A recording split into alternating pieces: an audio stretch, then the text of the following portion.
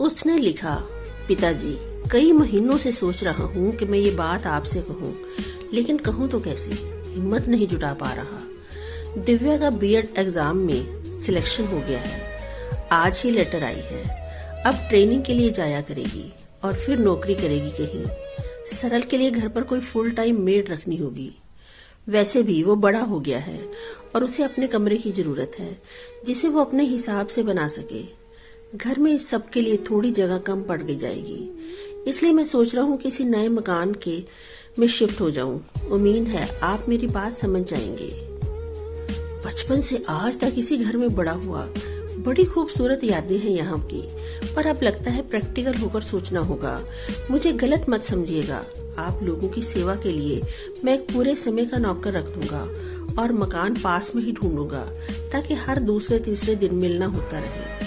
आमने सामने तो मैं ये बात कभी कह नहीं पाता। पता नहीं लेटर में भी अपनी बात ठीक से रख पाया कि नहीं। मैं ये इसलिए कह रहा हूँ क्योंकि बढ़ते हुए बच्चों को ज्यादा खुली जगह की जरूरत होती है। मुझे और दिव्या को भी कुछ प्राइवेसी मिल जाएगी और आप लोगों को भी अपने रिटायरमेंट के बाद कम से कम आराम से एक 2 बेडरूम अपार्टमेंट में रहने को मिल जाएगा, बजाय सिर्फ एक कमरे में। मैं झटके से कुर्सी पर बैठ गया। सामने छोटी प्लेट हटाकर स्टील के जग से पानी पिया। रिटायरमेंट का फंक्शन 40 मिनट में शुरू होने वाला था, लेकिन मेरे बेटे ने मेरी जिंदगी से पहले से रिटायर कर दिया था। 3 बार ऊपर से नीचे तक मैंने उस लेटर को पढ़ा। यकीन ही नहीं हुआ कि वो बेटा जो मेरी आंखों का तारा था, जिसे इतने प्यार से मैंने बड़ा किया था, जिसको मैं आज तक बुढ़ापे का सहारा मानता था, वही बेटा मुझे बस एक झटके में एक चिट्ठी लिखकर छोड़ के जा रहा था। कमला कमरे के अंदर आई और बोली, देर क्यों कर रहे हो, जाते क्यों नहीं? मैंने कहा, जा तो सुनील रहा है, तुम्हारा बेटा घर छोड़कर जा रहा है। 40 मिनट के बाद में अपने पोस्ट ऑफिस में अपने फेयरवेल फंक्शन में बैठा था। एक छोटे से स्टेज पर एक सफेद मेज पोश के ऊपर गेंदे के फूल की माला जो अभी भी मुझे पहनाई गई थी, पानी की एक बोतल और कुछ तोहफे रखे थे और एक सर्टिफिकेट रखा था जो मुझे अपनी मिलने ही वाला था। याद शहर सर्कल के जनरल मैनेजर, हम सबके बॉस सक्सेना साहब का भाषण चल रहा था, लेकिन मैं अपने ही ख्यालों में गुम सामने बैठे 50-60 कलीग को देख रहा था। असल में मेरी आंखों के सामने कोई और ही चेहरे, लम्हे, मौसम, दिन घूम रहे थे। वो रात जब सुनील पैदा हुआ था, याद शहर के सिविल हॉस्पिटल में, जब घर की कोई महिलाएं आ नहीं पाई थी और मैं ऑपरेशन थिएटर के बाहर बैठा समझ ही नहीं पा रहा था कि बच्चे के आने की तैयारी के लिए करना क्या क्या होता है। जल्दी जल्दी छोटे छोटे उनके मोजे, एक छोटा कंबल, दूध की बोतल और छोटी छोटी फ्रॉक्स, कमला के लिए गर्म पानी। तब मुझे बेटी का इंतजार था। कमला बेटा चाहती थी, जिंदगी में हमेशा उसी की तो चली है। सुनील के लिए हमेशा अपनी हैसियत से ज्यादा किया। खुद 5 किलोमीटर पैदल जाता था, पर बेटे को साइकिल दिलाई। उसकी यूनिवर्सिटी के कोर्स के लिए फिक्स डिपॉजिट तोड़ा। फुटबॉल टूर्नामेंट के लिए जब उसने नए महंगे जूते मांगे तो कभी दोबारा सवाल नहीं किया।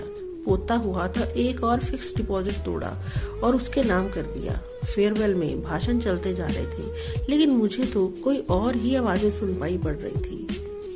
LTC पर मसूरी गए मेरे परिवार की टूरिस्ट गेस्ट हाउस में गूंजती हंसी।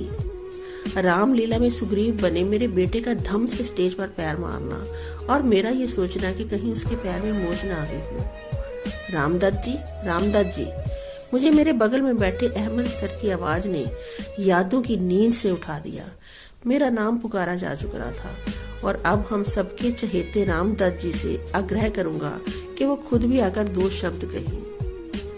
गेंदे के फूल की माला, तोहफे, सर्टिफिकेट सब लेकर ऑटो से घर पहुंचा तो कमला घर पर अकेली थी, खिड़की पर बैठी थी, रो चुकी थी। मैंने उसके कंधे पर हाथ रखा और कहा, मैंने कहा था ना कमला, बेटी होनी चाहिए।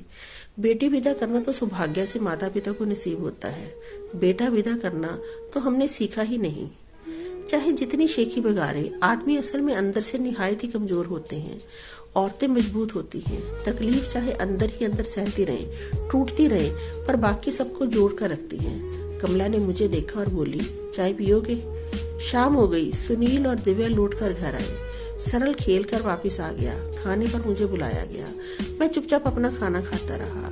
किसी से कोई बात नहीं की। सुनील ने कहा, पापा, मैंने उसे तकलीफ में डूबी हुई आंखों से देखा, जैसे कह रहा हूँ तुम भी सबकी जैसे निकली। बेटा, मैंने खाना आधा छोड़कर अंदर चला गया। दिन भर से आंखों में रुके हुए आंसू निकल ही पड़े। कमला बगल में बैठ गई, मेरा हाथ अपने हाथों में लिया। मैंने कहा, उसने एक बार भी नहीं सोचा, बस छोड़कर जा रहा है हमें। कमला ने मुझे एक तकिया देकर आराम से बिठाया, फिर बोली, क्या गलत कर रहा है वो? मैंने हैरत से कमला को देखा, हाथ खींच लिया और कहा, कमला, क्या कह रही हो तुम? हमने क्या क्या किया है उसके लिए? कमला ने सीधा मेरी आंखों में देखा और कहा, तो कौन सा एहसान कर दिया? हमने माँ बाप होने का फर्ज निभाया है। बस जो हमने अपने बेटे के लिए किया वो हमारे माँ बाप ने हमारे लिए किया था, और वही हमारा बेटा अपने बेटे के लिए करेगा। यही तो रीत है। मैंने कहा, पर वो घर छोड़कर जा रहा है। कमला बोली, तुमने भी तो गांव छोड़ा था, तुम्हारे पिता को भी तो ठेस लगी होगी। अरे, मैंने नौकरी छोड़ने के लिए, अपने घर पैसे भेजने के लिए घर छोड़ा था। वो कहता है प्राइवेसी चाहिए, जैसे तुम हम पहरे पर रखे हुए हैं उस पर। कमला ने कहा, जमाना बदल गया, हमें भी बदलना होगा, और जरूरी नहीं है कि हर बदलाव बुरा हो। बेटा दूसरे घर में जा रहा है, इसका ये मतलब तो नहीं कि वो हमसे प्यार नहीं करता। तुम भाग्यशाली हो, तुम्हें इतना अच्छा बेटा मिला। खुद गर्ज मत बनो, जिसमें उसकी खुशी है उसी में हमारी खुशी है। थोड़ी देर बाद मैं ड्राइंग रूम में गया, सब लोग बैठे थे।